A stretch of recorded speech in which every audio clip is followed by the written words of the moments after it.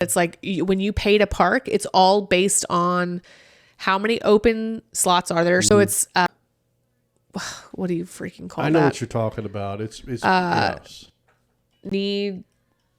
What is that thing? My brain, I have a little bit of a cold, so my brain's not working so fast.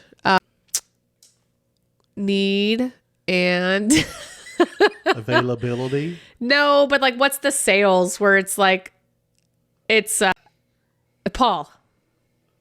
It's like when you like demand, supply and demand. Christ, that's terrible. It's supply and demand. So you have a limited number of spots available. So that's your supply. And then the demand is, well, how many do we have available? And then what time of day is it? And all of the things. So it's actually the other way around, but I understand what you're saying. Supply is how many we have available. Yeah. Demand is how many people want it. Okay, thanks. Yeah, love that. That's a good, thank you. So the supply and demand of it, where like in Fort Worth, depending on when you go and then how many people are already there, your parking cost is going to be varied based on the supply and demand. Well, shoot, the 183 tollway does the same thing. How much is it during the middle of the day, the 183 tollway? I don't do tollways. Okay. The 183 tollway during the middle of the day might be $1.50 to go from quite a ways. Yeah, here to Oklahoma. But during rush hour, it may be $10, $15, $20. See, that's crazy. Yeah. Yeah. That's that's where I'm saying with insurance, it's not necessarily them saying some of them are pricing themselves out on purpose, where they're not saying, hey, we're closed to this market, but they are telling you, I mean, okay, if you're going to be in here, you're going to pay your premium because we're tapped out. Does that make sense? Yeah, it does.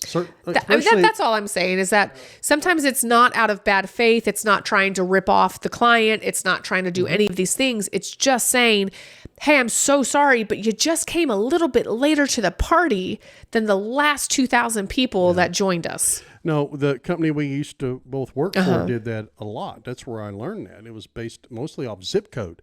Yeah. And they're like, yeah, they would tell you, this particular zip code, we don't want any more people. We don't want any more people because it's saturated is the other word I was looking for. They couldn't turn it off because the state wouldn't allow them to turn it off. But they could price it higher to go, yeah, that's not what we want. So now we'll take the zip code next to it, but not this particular zip code.